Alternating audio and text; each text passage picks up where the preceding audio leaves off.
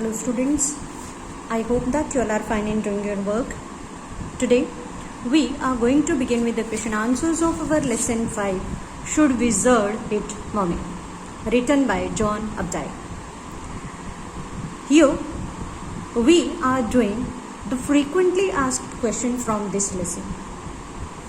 Obviously, textbook questions are always important, but some other questions will also come. So let us do them one by one.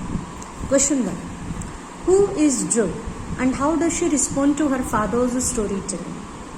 जो कौन है और उसके पिता जो कहानियाँ उसे सुनाते हैं वो उस पर किस तरह से रिस्पॉन्ड करती है, कैसे रिएक्ट करती है. जो is a little girl of 4, 4 साल की एक छोटी बच्ची है. And she is in habit of, I small होगा, she is in habit of listening to bedtime stories. उसे आदत है कि वह अक्सर बेड टाइम स्टोरीज यानी सोते समय कहानियाँ सुनती है. Her father Jack would tell her stories. उसके पिता जैक अक्सर उसे कहानी सुनाते हैं. और कौन सुनाता उसे कहानी? अगर वो बेड टाइम स्टोरीज सुनती है तो उसके पिता जैक ही उसे कहानी सुनाते हैं. She takes a keen interest in these stories. और इन कहानियों में उसे बहुत ज़्यादा मज़ा आता है. कीन होता है काफ़ी हद तक दिलचस्पी लेना. And ask so many questions related to them. और क्या करती है वो उससे जुड़े हुए कई सारे क्वेश्चंस पूछती है. इसमें एक दो टाइपिंग एरर्स हैं जो आप टिक कर लेंगे, जैसे कि इज स्मॉल होगा और यहाँ एंड यहाँ स्मॉल ए है आस्क. जो 4 साल की छोटी बच्ची है और उसे इंटरेस्ट है कहानियाँ सुनने में, सबसे अच्छा लगता है. उसके पिता उसे सुनाते हैं और वो बीच बीच में उसमें सवाल भी करती है. What was Roger skunk's problem? Why did Roger skunk go to the wizard? Roger skunk की क्या प्रॉब्लम है, क्या उसे समस्या थी, कोई उसे प्रॉब्लम थी जिसे लेकर वो विज़र्ड के पास जाता है, या वो विज़र्ड के पास क्यों गया? दोनों क्वेश्चंस का आंसर सेम होगा. Roger Skunk was a tiny little animal. एक छोटा सा जानवर. He smelled very bad. उसकी प्रॉब्लम क्या थी? What was Roger's problem? That he smelled very bad. All other little animals would tease him. और बाकी लिटिल एनिमल्स उसे टीज करते, उसे चिढ़ाते थे. क्या कहकर?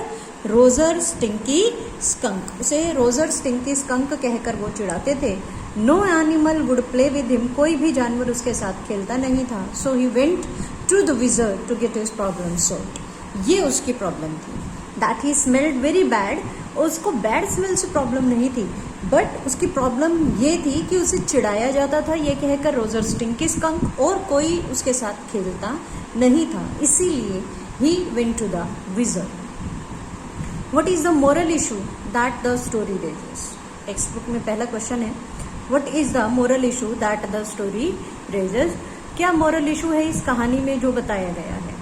हमें क्या समझाने की कोशिश की गई है? यहाँ कुछ मुद्दे बताए गए हैं. क्या? एक, the moral issue the story raises is.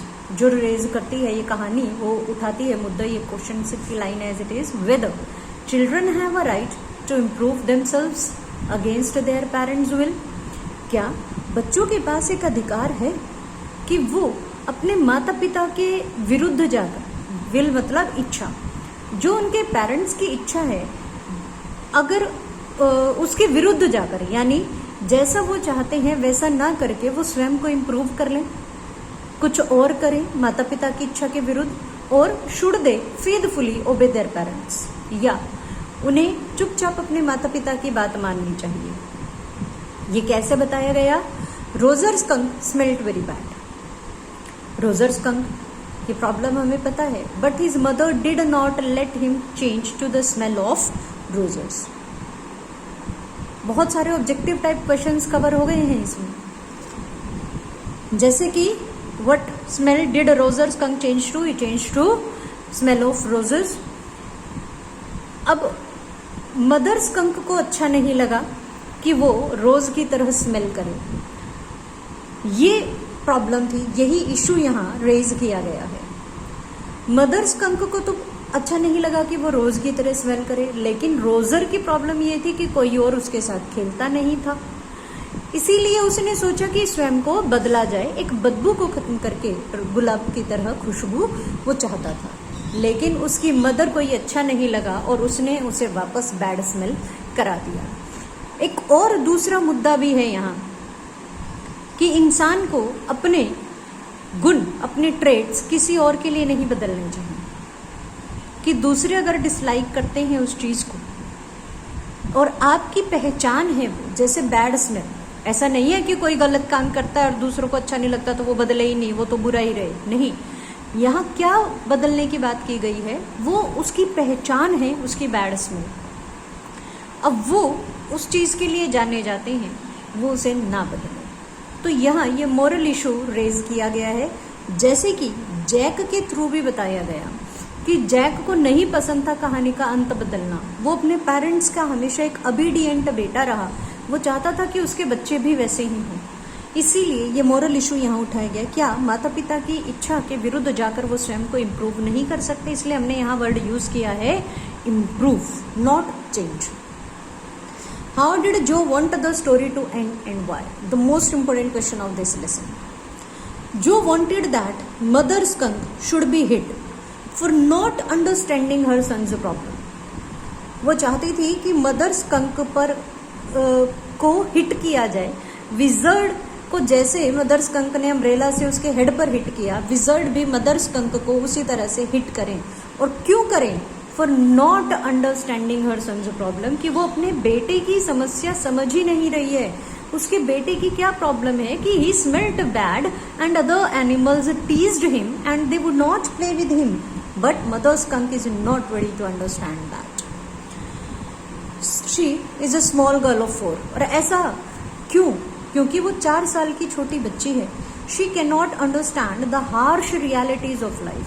जीवन की जो हार्श रियलिटीज हैं, जो कठोर सच्चाइयाँ हैं, वो उन्हें समझ ही नहीं सकती।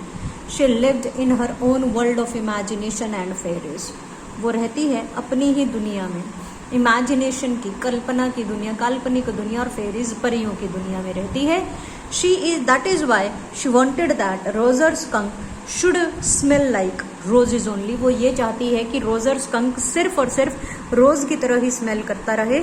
उसे नहीं समझ में आता कि स्कंक की पहचान है बैड स्मेल, और वो केवल इसलिए नहीं बदलना चाहिए उसे कि दूसरे एनिमल्स उसके साथ खेलते नहीं, दूसरे धीरे धीरे उसके हैबिचुअल हो जाएंगे, जैसे अंत में जैक ने बताया। लेकिन वो छोटी बच्ची है, उसकी अपनी ही परियों की दुनिया है, कल्पना की दुनिया है, वो उसमें ही जीती है।